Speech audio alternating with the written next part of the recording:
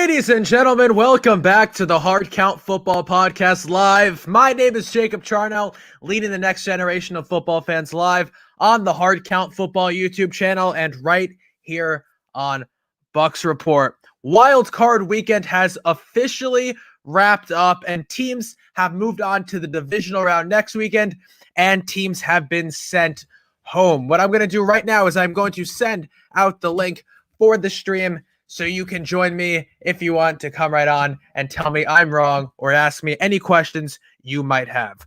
We have a lot to talk about and some really fun guests lined up for today right in a little bit. So with that being said, let's get right into it. And I will lead with the Buccaneers wild card win over the Washington football team, 31-23. The biggest concern for the Bucs coming into this game was this Washington defensive line, and deservedly so, right? Chase Young has been extremely dominant this whole season, and guys like Montez Sweat have been really good as well. The part of this game that wasn't talked about beforehand was how well the Bucs offensive line has played in the second half of the season. Donovan Smith has been absolutely great the second half of the year, and Tristan Wirfs looks like a long-time tackle for this team. Unfortunately for the Bucs, guard Alex Kappa suffered a fractured ankle and is done for the year, meaning Aaron Stinney will be replacing him, and it is a big loss for the team, but I certainly think Stinney can handle it. We've seen him be pretty good when Kappa's been out. They shut down the Washington pass rush completely. Chase Young was absolutely silent, and that's not the first time we've seen this Bucs offensive line shut down a great pass rusher, right? We saw Aaron Donald literally do nothing, like zeros across the stat line when the Bucs played the Rams earlier in the season. The Bucs offense continued to roll into this game, and while Mike Evans was questionable to play earlier in the week with that leg injury that we saw in week 17 that looked a lot worse than it ended up being, he ended up playing. He was ready to go. 6 catches for 119 yards and a hell of a game from him, especially since he was hurt all week, but that's what Mike Evans does. Tom Brady finished with 381 yards passing, 2 touchdowns, and no picks. Like I was just talking about, the Bucs offensive line has been really, really good, which doesn't only help Brady, it helps the running backs. And I'm done with this whole argument, this whole debate of whether Ronald Jones is better or whether Leonard Fournette is better, because guess what? The correct answer is that whatever running back is behind this Bucs offensive line, they're going to do well because of this protection.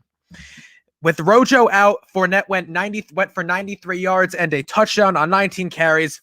And don't worry about defense. They get Devin White back next week against the Saints, and they are playing Drew Brees for the 3rd time this season. When playing against Taylor Heineke, who had the game of his life against the Buccaneers, you couldn't game plan against him, right? How are you going to game plan against a guy who, when you're thinking you're going to play against Alex Smith all week, who can't run and doesn't really do much besides throw the ball from inside the pocket, and then you get a much more mobile quarterback that you have no film on and you don't prepare for the entire week. These are still NFL players, right? You're not playing against Pee-wee football guys here, right? These are NFL guys who are playing in the NFL. They're good football players. And if you can't game plan for a guy, you can't prepare for the guy you're about to face, it makes it very, very hard on your defense. This defense wasn't expecting to have to contain a quarterback this weekend, and that's why they struggled against it. They don't have to worry about that against the Saints next week because obviously Drew Brees doesn't run, so relax. That's my big thing with Bucs fans. You need to relax, right? This whole team is fine. If you didn't realize it by now, this is a really good football team. Chill out. And I just want to very quickly throw it out there that Jamal Adams cost the Seahawks their wildcard game by hurting John Wolford, which made Jared Goff have to come in as the emergency quarterback and win the game for the Rams. Also, Russ didn't cook. And if he did, he burnt everything in the kitchen. He played terrible. I don't even know. Russell Wilson in the playoffs, he's got to fix that. And I think a lot of that goes into coaching. This offensive coordinator, Brian Schottenheimer, I don't think he's a good offensive coordinator. I don't know why he's still around. I heard that he's sticking around into next year, and I can only expect the same things from Seattle next year that we saw this year. In the however many years that I have been watching football, I haven't had a lot of moments where I could say I told you so, and confidently. I had one this weekend, and I'm going to brag about it. And here's why. For months, I have been saying that the Pittsburgh Steelers were not a team that could win playoff games. No matter what their record was, I was not a believer in this team. I did not trust Ben Roethlisberger or this offense. And once they got into the playoffs, they would be exposed. That's exactly what happened.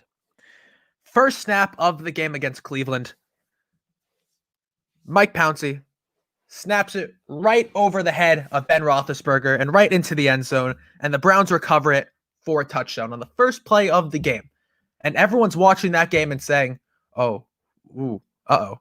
Steelers fans especially, uh-oh. What's going on? What? That's scary. All right, well, Ben will get back out there and start working again. All right, let's go. Let's go Steelers. Ben comes back out. What does he do? Ben throws a pick, and that's turned into a touchdown when the Browns come onto offense. By the end of the first quarter, the Browns were up 28-0. Big Ben ends up finishing with 4 interceptions, and the Steelers lose 48-37. Congratulations to Browns fans. You get your playoff win, your first playoff win, and I don't even know how long. It's been forever. We're all proud of you. And now they head to Kansas City to take on the Chiefs, which will be a huge challenge within itself. But Browns, we're pulling for you. We'd love to see you go further than Kansas City. But where do the Steelers go from here is the question. Step 1 is to get rid of Ben Roethlisberger. Yeah, I know it's hard for Steelers fans to admit, but they need to move on from him. Every single season in the NFL, the game continues to adapt and get different, and more and younger guys are coming in and starting to dominate, right? Look in the AFC right now. Look at the quarterbacks in the AFC that are left. Josh Allen, Baker Mayfield, Lamar Jackson, Josh Allen. Those are all guys who were drafted within the last 4 years. I'm telling you, the times are changing. 3 of the 4 remaining quarterbacks in the AFC were drafted in 2018. They were drafted in the same draft class. And now they're all in the playoffs. They're all in the divisional round. I really just cannot. This game is changing.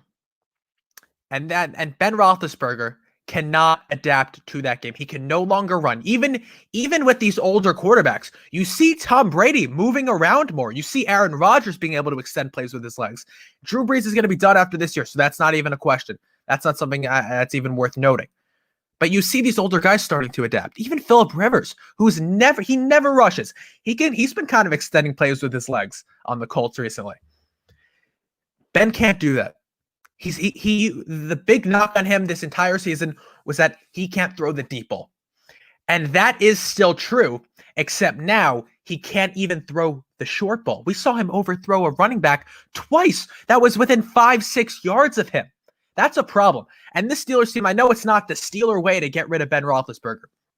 Guess what? The Steeler way, you need to fire your offensive coordinator, Randy Fichtner, because I don't even know what he's doing. And guess I wouldn't be surprised if they fire their defensive coordinator as well. Why are you putting a linebacker to cover a wide receiver? And this Steelers defense next year is going to come back and be healthy, right? They're missing all their linebackers. All their linebackers got hurt, but they're going to come back next year and be healthy, and they're going to be ready to go and be that Steelers defense that we all know. It's this offense that's going to be a problem. And can Mike Tomlin trust? You have all these, right? I mean, you have all these young receivers. I see them drafting a running back in the first round next year. You have all these young receivers, Chase Claypool, Deontay Johnson. I doubt Juju's going to be back next year, but and then you have James Washington. Yeah, and you're going to have your young running back and a young offense, and you're going to have to rebuild this offensive line. But you need to fix the quarterback position. Look at the guys. Kyler Murray, Patrick Mahomes. The guys can move. Guys are young. The game is faster. Ben can adapt to that. That's the first step for the Steelers, is to move off of Ben Roethlisberger and get a younger quarterback in there. Whether you draft one or whether you bring in a guy like Sam Darnold, even a guy like Jameis Winston. I don't understand why you wouldn't do it. They have all brighter futures than Ben does. Your team's not going anywhere if Ben Roethlisberger is still the quarterback. I'm saying your team's not going to make a Super Bowl. You can make the playoffs. You're not making the Super Bowl with Ben Roethlisberger as your quarterback, and that is the reality of it. Let's get through some of these comments, shall we? All right, Steve. Steve says, look forward to this condition every week. Thank you. I appreciate that, Steve. Joey says, "Can the Bucks protect Brady and can our defense stop the Saints? If not, we lose." Well, that's how football works. You gotta, first off, the Bucks can protect Brady. They can. This offensive line has been fantastic in the second half of the year. I was harping on this earlier. Look at this team. I know all of you Bucks fans like to hate on Donovan Smith, but he's been great the second half of the season. And can our defense stop the Saints? Yes, you can. You very much so can. Nothing in that Saints-Bears game that I saw from that Saints offense impressed me in the slightest. Nothing about it impressed me in the slightest. I don't understand. If you can't do that, then you lose. Yeah, that's what you've seen the last two times you played them. But I would bet right now that the Bucks are going to come in and beat the Saints, or at least it's going to be a lot closer than you think it's going to be, or at least it was the last two times. Sidian says, "Go Bucks." They says DP needs to be fined and tossed out of football. I'm guessing you're referring to Doug Peterson. That's something we'll talk about. I don't think the punishment should be necessarily that severe, but I think, you look into the tanking thing, and even if it was Doug Peterson tanking, guess what? It doesn't matter anymore. He got fired, and I'm looking forward to a segment in a little bit that we have lined up that's going to be a lot of fun, and we'll get to that soon. Right? I feel you on that one. David says, "It was Brady's game plan that shut down Young and Washington's defensive. Brady should have lots of input in game plans." Oh my God. Okay. If Rick Hughes was here, he would be saying the same thing that I'm about to say because we agree on this. We've been talking about this a lot. Earlier in the year was when Tom Brady was supposed to be calling plays from the sideline. He was calling his own plays. That was when you guys were struggling. That was when Brady was struggling with the deep ball. That was when the whole team was struggling. You guys were losing to teams like the Bears. You guys had a few tough losses to other teams. It's not Brady's game plan. Byron Leftwich, Bruce Arians, and Tom Brady's execution is what shut down Young. You know what shut down Chase Young? Donovan Smith. And this offensive line shut down Chase Young. It's not a game plan. It's your offensive line. And Washington's defense, you know what's going to help your defense? Having having the best receiving core in the NFL with Mike Evans, Chris Godwin, and Antonio Brown and Gronk. That's going to shut down Washington's defense. Brady should have lots of input in games. He's a veteran. Yes, obviously he should have a ton of input, but he shouldn't be calling plays. He shouldn't be developing the game plan. That's all on coaching, and I think the coaching really stood out here. Blake says, "Jacob is the man." Thank you, Blake. It was nice talking to you earlier. Blake says, "Hard count football." Yes. And we are showing a clip from Blake's show in just a little bit. That was very exciting that we recorded today. That's going to be fun. Bucks Time says, "Todd Bowles is the anti-Belichick. Belichick can take a group of unknown players and hide their weaknesses through scheme, whereas Bowles takes great players and puts them in soft zone." Listen, Todd Bowles is as a Jets fan, I'll tell you, Todd Bowles is one of the most aggressive defensive coaches that I've ever seen. And I'll give you this with Jamal. I'll give you an example with Jamal Adams. Jamal Adams, his two coaches when he played were Todd Bowles and Greg Williams, two of the most aggressive defensive coaches I know, guys that love to blitz safeties.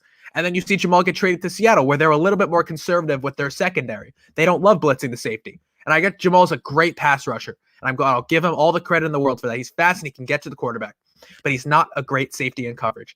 And Todd Bowles actually did hide that weakness with Jamal when Jamal played on the Jets. He hid that through letting him line up on the edge and letting him blitz and letting other guys cover where Jamal would be. And the anti-Belichick might be a stretch, but I don't think give Bowles some slack. He's certainly one of the best defensive coordinators in the game, and I will stick to that. We lose this game if Bowles can get his act together. If you guys can't stop the Saints, the Saints on offense, obviously if they score more points than you, they're going to win. I really don't. Nothing I saw in that Saints game impressed me in the slightest. Nothing at all. I don't know. Someone in the comments tell me what impressed you in that game, but I really with that Saints offense, but I just really don't think they're that threatening. I mean, you guys stopped the run fantastic. I don't understand it.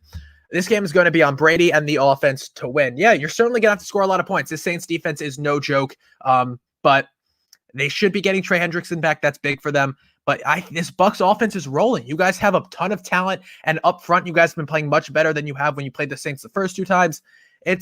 It'll be interesting. Milo says 500 yards passing. I'd say he can pass the ball still. A lot of those yards came at garbage time when they just had to throw the ball because they were down a ton of points. 500 yards passing. Dak was doing that earlier in the year before he got hurt. He was throwing for 500 yards. It's because their defense wasn't stopping anyone, and their offense needed to throw the ball. That was the reality. That's what was happening. I don't think he can pass. He can't really throw the ball anymore. He had 4 interceptions. And you're going to come back at me and say, oh, well, only 1 interception was a bad throw. No.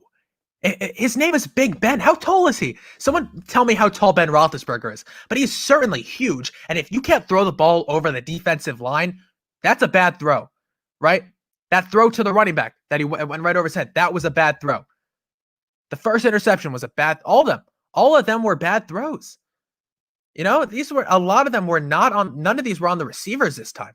I just can't see. I really just can't see it. Harry says Sam is not leaving the Jets. We'll talk. Well, that'll be a topic that we're going to talk about a lot in the future. That'll be something that will certainly be a big topic of conversation. Harry, I'm going to sound at the link, guys, right now. Harry, you want to hop on? Go ahead. Anyone who wants to hop on right now, come on. Tell me I'm wrong. Come talk to me. Milo says, the problem is the team is dead last in rushing, and everyone knows it, so he's getting mad pressure and means less passes down the field. Okay, well, you're dead last in rushing because all right, so the Steelers have no run game. I will 110% agree with you on that. But they're not really trying to run the ball. They have no run game, and this Steelers team has been a team they rely on the run, right? Look, when Le'Veon Bell was on the team, they relied on the run.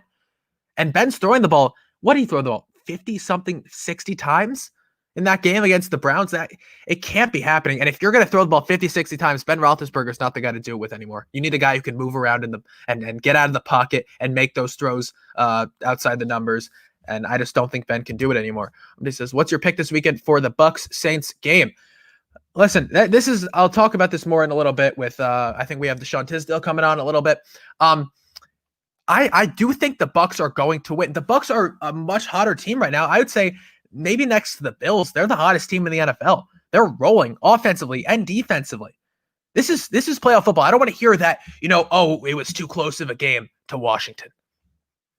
Okay, well, guess what? The defense didn't have time to game plan against a quarterback that they didn't know they were playing against. I'd love to see you, even if you had the skill of an NFL defense, even if you had the skill of an NFL defensive coordinator, I'd love to see you game plan for one quarterback for an entire week. And it might be extreme. I'd love to see you game plan for Ben Roethlisberger all week, only then having to go play against Lamar Jackson or Kyler Murray.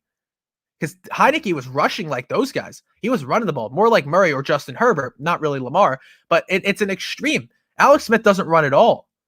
And you got a guy who's even a little bit mobile, and they weren't planning on containing anyone, and it hurts. It hurts the team. Ben is 6'5". There. So, exactly. That's why Ben Roethlisberger is 6'5", and you can't make a throw over the defensive line. Come on.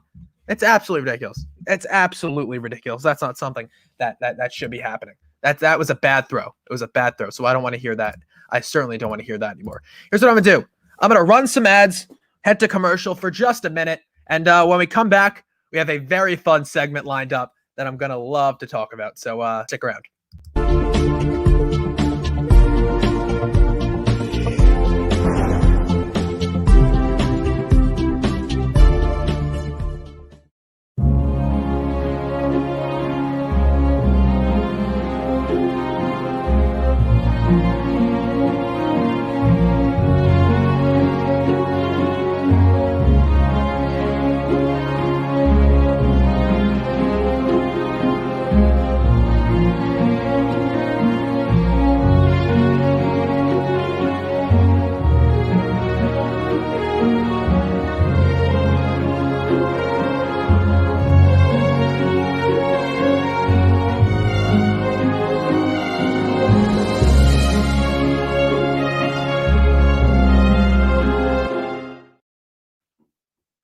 And welcome back to the Hard Count Football Podcast live. Now, here's what we're going to do. I'm very, very excited for this. We have a segment. So obviously, there are a bunch of head coaching vacancies that are still available. As of right now, nobody has hired a head coach yet after they fired their coach last season. So here's what we're going to do. It is time for the first annual. It is the 2021 Hard Count Football Head Coaching Head Coaching Guide. Sorry. And this is going to be exciting. Okay, so here's what we're going to do.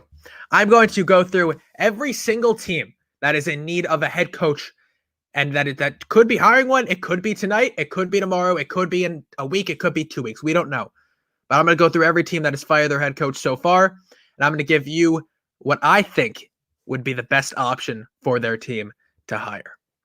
Starting off with the Detroit Lions. And for the Detroit Lions, I think that their best option would be to hire former Bengals head coach Marvin Lewis.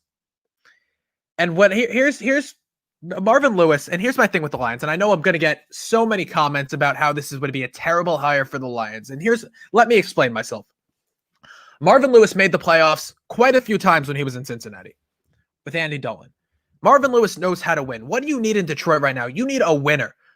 Yeah, Detroit's not in a situation to be taking chances on a head coach that they don't know if he's going to work. They don't know. They can't, on a new guy, a coordinator who's never been a head coach before. This is a team that needs to win now, right? This team is in a complete, they're just in a terrible spot. And I think that Marvin Lewis is a guy who knows how to win, and he's a guy who's been a head coach before.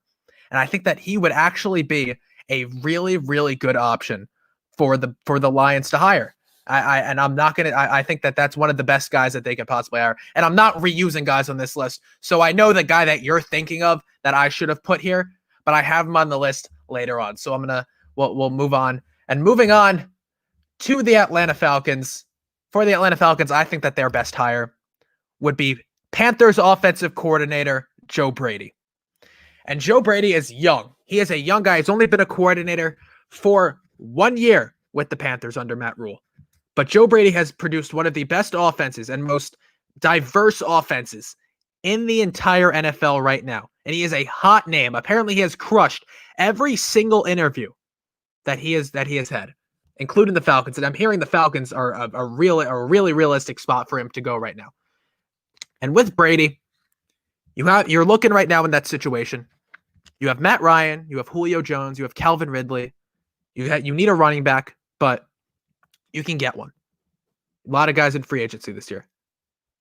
The Falcons are in a situation where they can take a chance on Joe Brady, right? He's a high risk, high reward kind of coach. I'm telling you right now, this guy could either be a fantastic hire or he could show that he needs some more experience. And even if he gets fired after he's with the Falcons, and let's say he's there for 2 or 3 years and he gets fired, I promise you that another team should take a chance on it because you see how great of a coach this guy is. You see what he's doing with this Panthers offense, where he's turning Teddy Bridgewater, Mike Davis, Robbie Anderson, Curtis Samuel, DJ Moore into really, really good players. And they were good players before, but you're making this offense cohesive and you're making them work together. And I think that Joe Brady to the Falcons, to see what Matt Ryan's got left of him and to see what Julio's got of him. And guess what? If they don't work, you bring in a guy that you can let Joe Brady start to develop, a younger guy, or you draft a guy. The Falcons are picking up 4 this year. Who's to say they won't take a quarterback? I can absolutely see that happening. Moving on to the Philadelphia Eagles. And this one is going to be interesting. This one, I don't know how a lot of people are going to feel about this one and however realistic it is, but I like them getting Lincoln Riley, Oklahoma head coach Lincoln Riley. And yes, it seems unrealistic because we don't know if Lincoln Riley would leave Oklahoma, but I've heard that the Eagles have reached out to him and that they want him for their head coaching spot. And not only is it their best option to pair him back with the quarterback that he developed over at Oklahoma named Jalen Hurts, but you can still trade Carson Wentz. You can get the most out of Jalen Hurts, and you can really run the exact Oklahoma offense that Hurts succeeded with. And what the one thing Riley would need to do is hire a really good defensive coordinator, because I was back and forth here with the Eagles about whether or not they should hire an offensive or a defensive coach. And I ended up going with offensive because they have this young quarterback there and this quarterback situation along with a young offense that they need to develop. But defensively, the Eagles aren't in a good spot either. They have a ton of talent, but they can't put it together. And I think that Lincoln Riley will hire a really well-respected defensive coordinator to go with him to Philly. And this would be a really, really good option for the Eagles. Next, the Jacksonville Jaguars. And I think everyone knows that I think their best hire would be former Ohio State head coach Urban Meyer. Urban Meyer, it seems like the Jaguars want him. He seems like he wants to go to the Jaguars. I don't know. I've heard some things about maybe that not being a sealed deal yet. Urban Meyer, I mean, I've heard he's already forming a coaching staff, and I think that it's just a matter of time before the Jaguars pull the trigger and get him in the building. Urban Meyer to pair with Trevor Lawrence and that number 1 overall pick could be a great option. And if you want a CEO kind of guy, you want a guy who knows how to work with a quarterback, you don't want to take any chances, you go and get Urban Meyer. And he plays the game with passion. He coaches the game with passion. He knows how to form a roster, and I think that he could really help turn this Jaguars team around. Next, for the Los Angeles Chargers, I think that their best option would be Bills offensive coordinator Brian Daboll. And once again, if you disagree with anything that I'm saying, please leave it in the comments. I'd love to hear what you have to think about some of these head coaching hires. But for the Chargers, I think Brian Daboll is a great option. Brian Daboll's done wonders with Josh Allen this season. And I think when you look at a comparison to Josh Allen in the league right now, you think of Justin Herbert, a big kid with a huge arm that's young, and he has these weapons. And really, what Daboll could do is take Herbert from that rookie level that he was at this year, the above average rookie level that he was at this year, and push him to be maybe towards what he was doing with Josh Allen, because the Chargers have the talent. I think maybe they could go out and get maybe one more better receiver than Mike Williams, but they still have Keenan Allen, still have Hunter Henry. They have a really, really decent offensive line. It's not good. It's not bad. It's very in the middle. They could certainly upgrade there. They have Austin Eckler in the backfield. He'll be back hopefully for full time next season. That'll give Justin Herbert a check down option to go to. Daboll is a really, really smart guy. And I think over in LA, I think he has a lot of interest between him and the Jets. And I think he ends up picking the Chargers. And I think that is a fantastic hire for Charger Nation over there. Moving on, this is a team that's so the Houston Texans. This is interesting.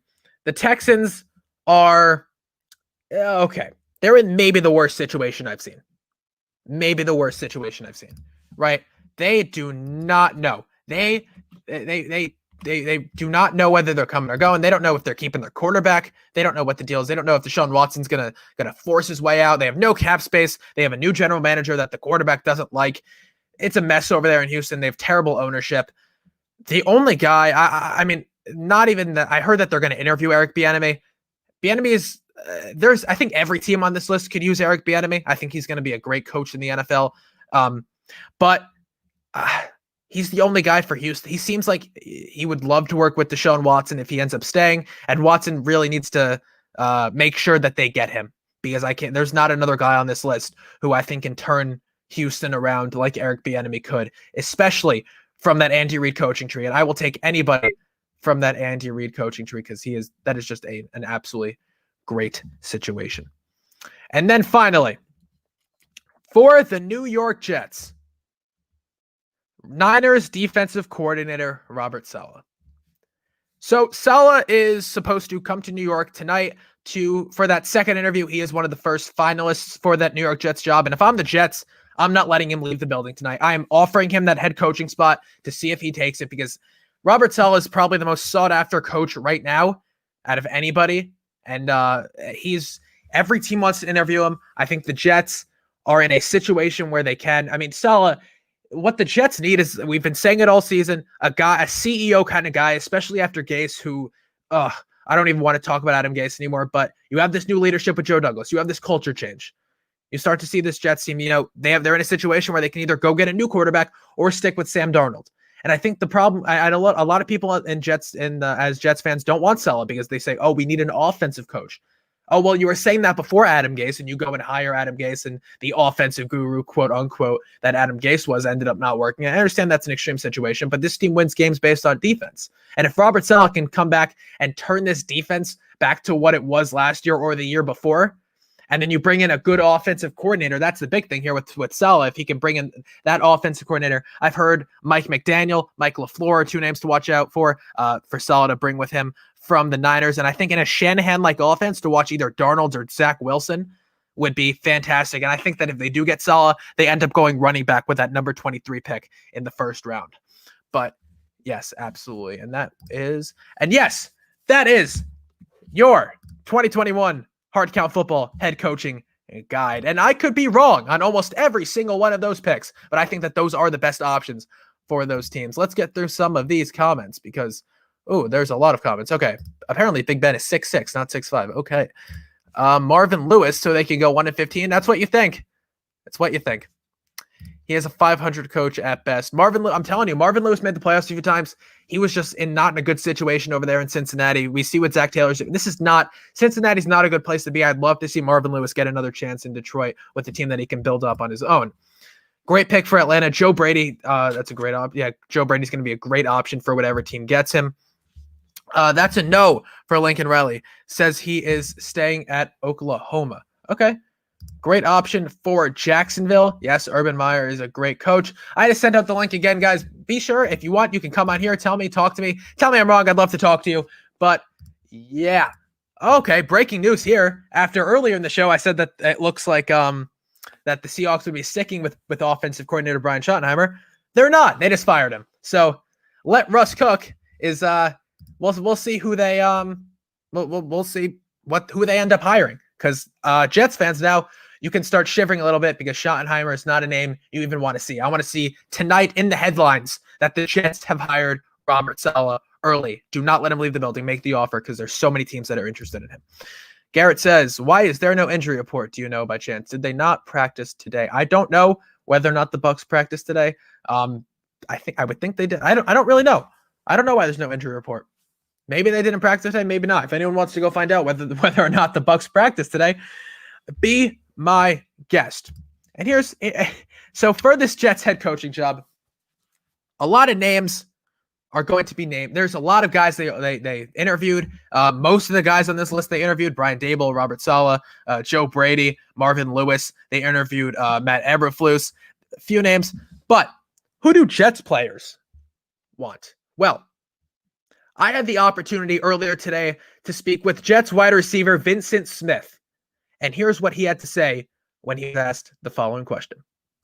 Do you have any head coaching candidates? Because you guys are bringing in Robert Saleh today for a second interview. Do you have any guys that you specifically want to see come into as the next head coach, or is that kind of something that's not really up to you? I mean, it's not up to me, but maybe me and you watch Chiefs offense and how they spread the ball around, and yep, see Coach Bieniemy come in and be one of the candidates. It's exciting. Yeah, absolutely. Vincent, he's a wide receiver. He's not necessarily the top guy on the depth chart, but everyone sees what Eric Bieniemy is doing over there in Kansas City, and he's going to be a great coach for whoever gets him. And I think that if they hire Saleh, if they hire Bieniemy, this team is in a really good spot, and it's a matter of if Joe Douglas wants to go with an offensive coach or a defensive coach, And yes, so to respond to Garrett's question, Deshaun says, comes out on Wednesday. Deshaun, hop on the show. Come talk to me. I'd love to talk to you about some of the stuff going on right now in the NFL. And yeah, so either way, I'll send it the link one more time. Here we go. There you go. And here's what I'm going to do also. Call into the show, 201-474-5183 if you have questions. Here we go. Let's do it. Talk to me. Ask me questions. Ask me things. We have 25 minutes left on the hour. Let's talk. I'm going to run some commercials, and we'll be back here in just a little bit.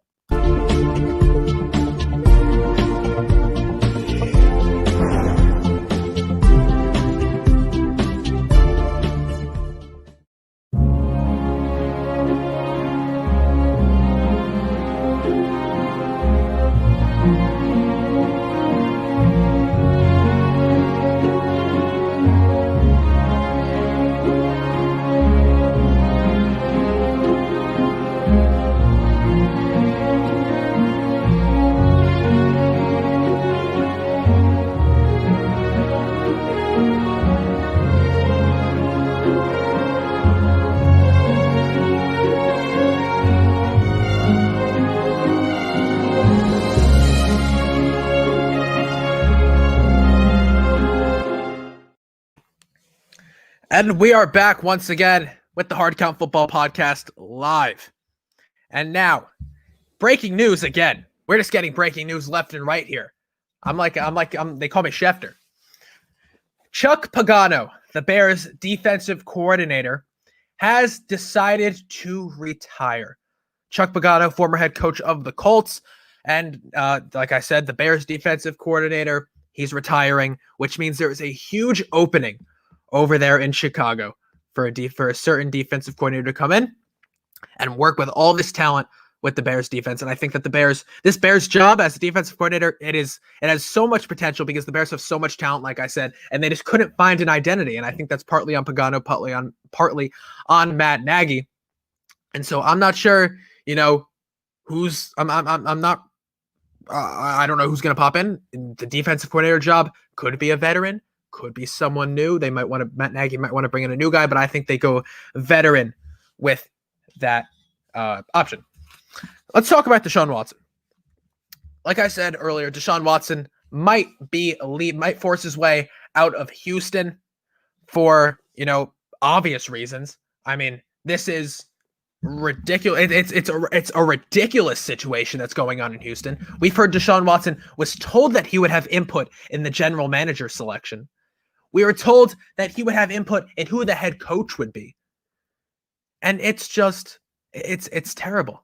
It's really for Deshaun Watson to deal with what he's been dealing with, and to deal with the DeAndre Hopkins trade, and deal with Bill O'Brien, and deal with this losing season, this terrible season in Houston where he didn't have a defense. I don't blame him. But what teams? I've composed a list of teams that Deshaun Watson might end up with, and that would be the following. The number one team that I think he ends up with is the Miami Dolphins. And that's the team I'm hearing. That's what I've heard. I've heard the Miami Dolphins are the number one team that he would end up with, and that he would welcome a trade to Miami. But what do you give up for a top 5 quarterback like Deshaun Watson? At least 3 first rounders, right? The Dolphins would have to drop 3 first rounders, probably 2 seconds, and probably Tua. You'd probably have Tua. You'd probably have to give up Tua, and I think they'd be fine with that. But you don't do that. You don't give up your rookie quarterback. I kind of know Tua for Deshaun is a fair trade, but to give Tua that extra year. Come on, you give Tua that year. Give him another year. Build that team around him with all that first rounders, all that cap space. Come on now, you gotta do better as an organization. I don't think Miami should take the chance. I mean, obviously, if you go after a guy like, Deshaun Watson, I don't see the point.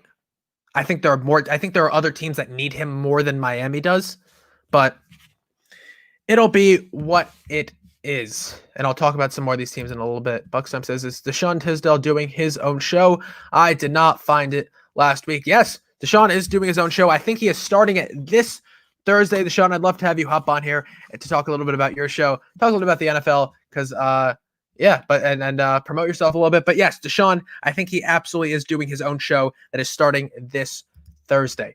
Garrett says, at least Watt apologized to him for wasting a year. Listen, Watt's going to be out after this year. Deshaun could be out after this year. It's just going to get worse in Houston before it gets better. Where does Tua go? I think Tua goes to Houston. Do you think Tua goes to Houston? Absolutely. The Saints would be fun. The Saints have no money. The Saints are $90 million over the cap right now. Come on. The Saints are $90 million. They can't pay Deshaun Watson. They can't do it. It's really not possible. It's not possible. I don't understand it. So, So if you called in, call back. 201-474-5183. Sorry, Mr. Cole. I was going off about Deshaun Watson. So feel free. Call in. Ask me anything you want.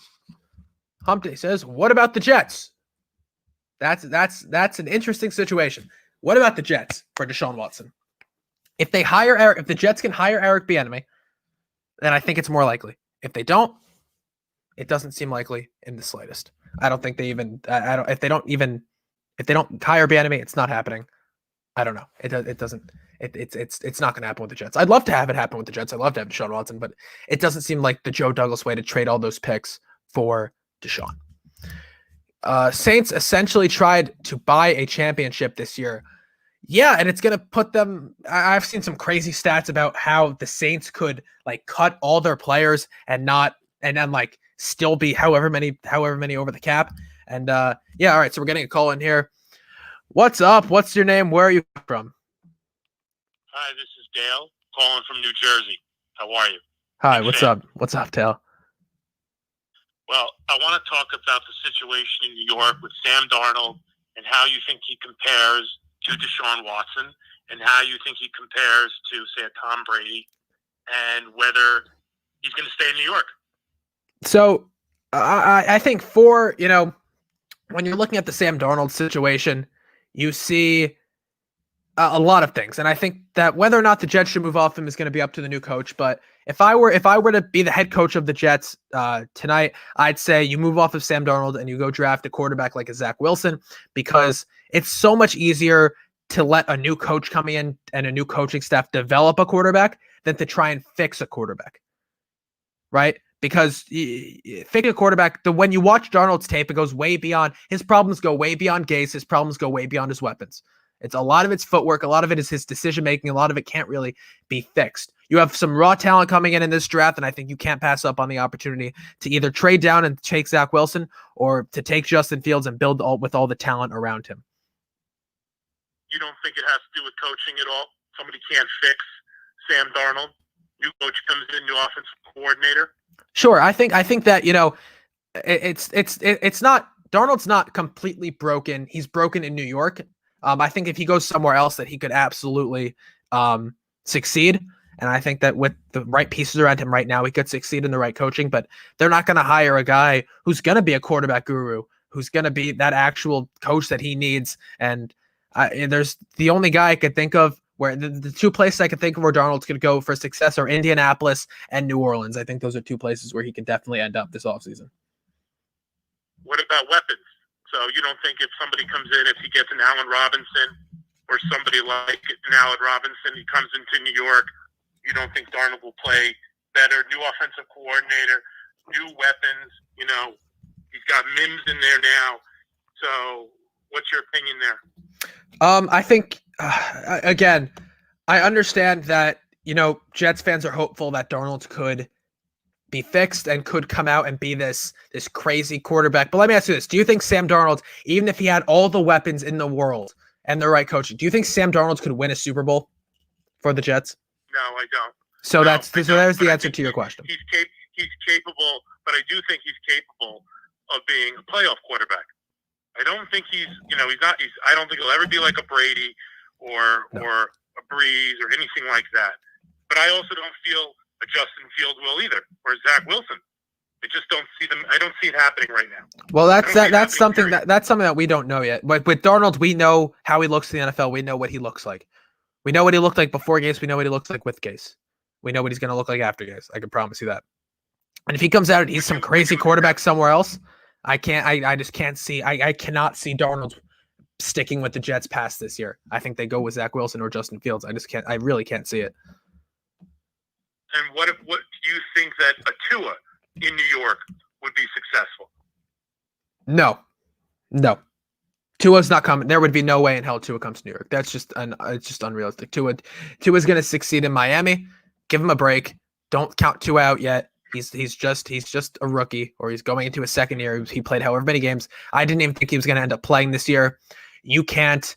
It's ridiculous. Don't count Tua out yet. I can't deal with people saying Tua's a bust yet, because it's not. You can't tell. Josh Allen had one of the worst completion percentages the last 2 years, and everyone's saying, oh, he's a bust. You got to move off him. Oh, and then Josh Allen now. Oh, he's probably on the second best team in the AFC, maybe the second best team in the NFL, the third best team in the NFL, maybe fourth. Right now he's a top 5 quarterback in the NFL. So if Deshaun winds up in Miami and Tua winds up in Houston, fine. That'd be terrible. It would be awful for Tua. It would be terrible for Tua. I would feel really bad for Tua, because that situation is not somewhere where he wants to be. So where does Darnold wind up in? Where does he go? Indianapolis? Darnold, I say Indianapolis, or I think Minnesota is still a big option. I think that the Steelers are an option. I think the 49ers are an option, and it's there's a lot of teams. I don't know. We're not going to know until we start talking more about it. But I'm going to head back. I have some questions to answer on this show, but I will call back in a little bit, and we'll keep talking if you have any more questions. Thank you. All right, bye. Yep. Bye. Okay, that was, thank you, Dale. I think I missed a comment up here from Mike. Mike, you don't rock the Bucks merch. I don't have any Bucks merch. If anyone wants to send me any Bucks merch, absolutely reach out to me. I'll give you my mailing address, and I'd love for you to send me Bucks merch because I have none, and if I had, I'd wear it on the show. Teresa says, Mike, are you harassing Jacob? And Mike says, all in fun. Mike, it's okay. Teresa, it's okay. Mike, you want to hop on the show for a little bit? You can come talk to me. Anyone who wants to come talk to me, feel free. Jump in. I'll send out the link again if you need it. Just ask for it. And yes. Garrett says, Darnold was overhyped. It reminds me a lot of Dak. Dak was a 4th round quarterback, was he not? Or a 3rd round quarterback? I don't like Darnold wasn't really overhyped. Darnold was supposed to be the first pick, fell to 3, ended up being Baker's spot. Dak is a extremely talented quarterback, and I think that if anything, Dak gets overhated way too much. Dak is a great quarterback, and I think he's going to show when he comes back that that he's going to prove all you wrong. And I can't believe that I was saying Carson Wentz was better than Dak. That's one of the worst takes I've had. I think that Carson Wentz was better than Dak. Last year he was. But this year, absolutely not. Dak's a really good quarterback, and don't blame him for the weapons that he has. Daniel says, hello. Daniel, what is up, my dude? Teresa says, Jacob got your back. Thank you, Teresa. I appreciate it for sure. Yes. Any more questions? Anybody? We have a ton to talk about. We can talk about whatever you want to talk about. Let's talk about the Bills-Colts game. It was wild card weekend. Let's talk about some of these games because I didn't talk about basically any of them besides the Seahawks game and the Bucks game. So let's talk about the Colts-Bills game. Wow, Frank Reich, that was horrible play calling. Horrible game decisions. Terrible. Awful. I don't know what you're doing. Makes 0 sense to me. Why? And Josh Allen, and I will give the Bills all the credit in the world. I cannot wait for this Bills-Ravens game. Whoo! I think if there's a game that I'm looking forward the most to in this divisional round, yes, it's the Bucks and Saints game, but it is also this Bills-Ravens game. It's going to be high pace, a lot of scoring. I don't think the Ravens have given up more than 14 points in I think the last couple weeks. It's been really, really good for them. And yeah, no, for sure. Deshaun says, I have a question for you about the QBs left in the playoffs. All right, Deshaun, shoot. If you want to call in 201-474-5183, feel free. The phone line is open as always. Call in, ask me the question, or you can type it. And while we wait for Deshaun's question, let's talk. Anyone has any more questions, call in. We got 10 more minutes left on the stream. 10 more minutes left on the show. This is my time. I dedicate it to you. I dedicate it to everybody here. But yes. What is there? What is there to talk about, guys? There's not that much going on. There's just the playoffs. We just got the playoffs right now. Oh, we got a question coming in. All right, Garrett. What about the Bucks secondary? Do you think that was on them, or is it Heineke, if that's how you spell it? I was thinking maybe it was lack of tape. You're right. This is something I talked about earlier in the show. It was absolutely the lack of tape. This Bucks secondary has been so good, and you're going to let one game tell you that they're not now? Antoine Winfield is up for Defensive Rookie of the Year. Don't be surprised if he gets it. I just think Chase Young's more popular than him, and it's a popularity contest with all these, right? So you look, the Bucks are preparing for Alex Smith all week, and you go and you have to play against a guy. You have to go and you have to play against a guy like Heineke who can rush a lot more than Alex Smith can. Alex Smith can't rush at all. If you were to go up against Alex Smith after you prepare for him all week, and then he's throwing for 300 yards on you and 2 touchdowns and rushing for, sure, then you have concern. Then you have need for concern, and they need to step it up. But you have all this. You have no tape on this kid, and you don't know what he does. You don't know how he plays. You don't know how he fits in this offense. You don't know how the offense is run with him. So yes, it was absolutely lack of tape, and I don't want to hear anything about how the Bucs secondary has been disappointing this year at all.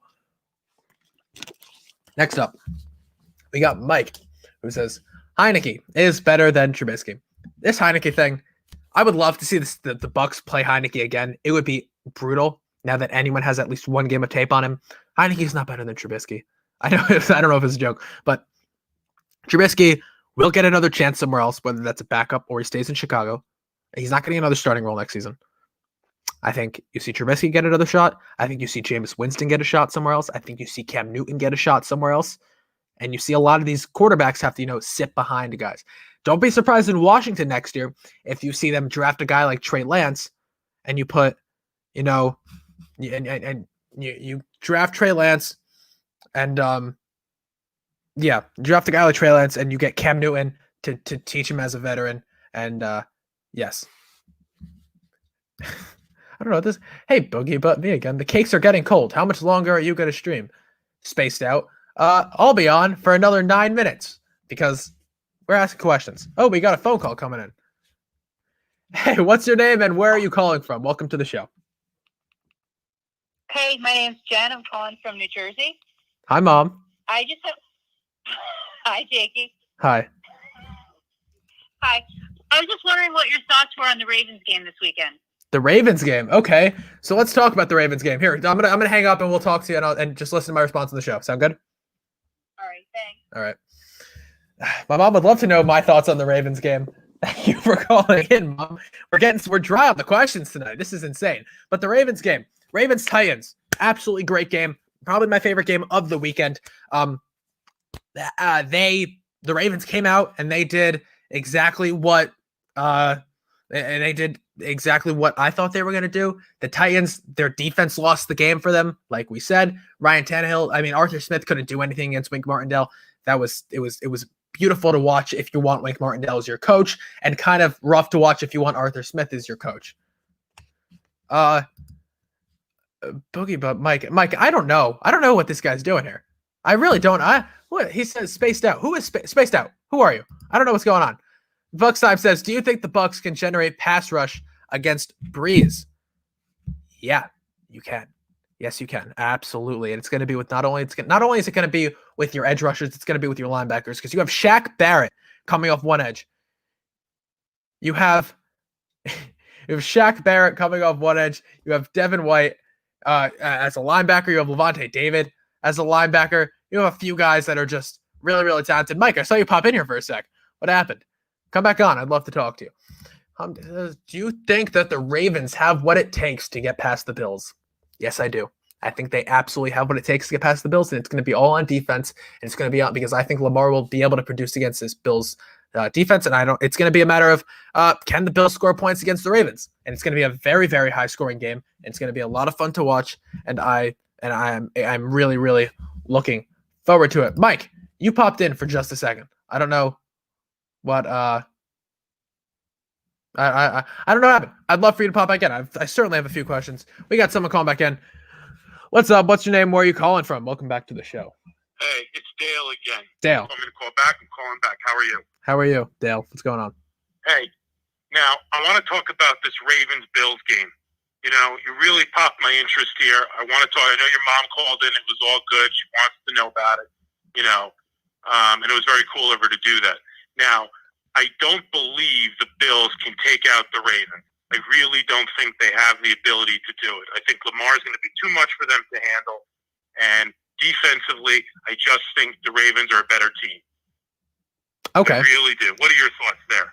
Yeah, the Bills look like a team that can win a Super Bowl. That's all I'm going to say about it. The Bills look like a team that can win a Super Bowl, but I think the Ravens, they play best as underdogs. I don't think a lot of people are expecting the Ravens to come in and put up a fight against the Bills. I think they absolutely do. I think it's going to be a very close game, but I do think that the Bills will pull it out.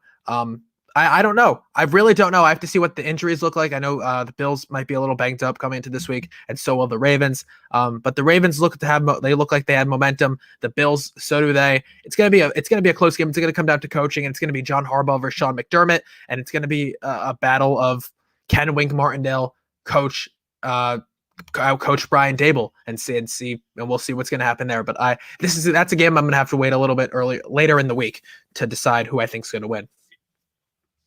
Not many teams have a quarterback that's a stronger running back as Lamar. That's all I'm going to say. That's Lamar. Lamar. It's I don't know. We have to see a little bit more. I have to see more from his throwing ability. His throwing is very inconsistent. I don't know if I trust it. Really? Yeah. I just think that his running ability is just too strong for the Bills to handle. I really do, and I think the Bills receivers can get open for him to, to put up some yards. Yeah, no, we'll definitely see. But I'm about to wrap this thing up, so I'm going to I'll thanks for calling in and thanks for tuning in. I appreciate it, I'm Jacob. I'm a big fan. I don't miss the show. I really appreciate what you're doing. Thank you. For sure. All right, we got a couple more minutes left. Let's get to those comments. Bucks Time asks, who would pick up Cam Newton? Washington. I think Washington. You see the connections there with Ron Rivera. I absolutely think that Washington's the team that might make a run at him. As a veteran guy, I wouldn't be surprised. Mike says Sunday Night Massacre. Bucks 35-20 over the Saints. Yeah, it's possible. Listen, anything's possible. This is the playoffs. Mike says, I tried the live Max and I'll be on later. South Food Show. Absolutely, we'll talk there. Jackson says, I'm here now. What are you talking about? What am I talking about? I'm talking about anything you want me to talk about. Just now I was talking about the Ravens and Bills game. And we'll wrap. We're about to wrap up here. We're running out of time. So here's what we're going to do. I appreciate everyone tuning in tonight. And with that, we are going to wrap tonight from the Hard Count Football Podcast Live. My name is Jacob Charnow, and thank you so much, everybody, for joining me today. Be sure to go follow me on Twitter at Jacob Charnow and on Instagram at Hard Count Football. Remember to check out the Hard Count Football Podcast Live every single week on Tuesdays at 7 p.m. Eastern on the Hard Count Football YouTube channel and here on Bucks Report. Make sure to go check out other videos from Hard Count Football and subscribe.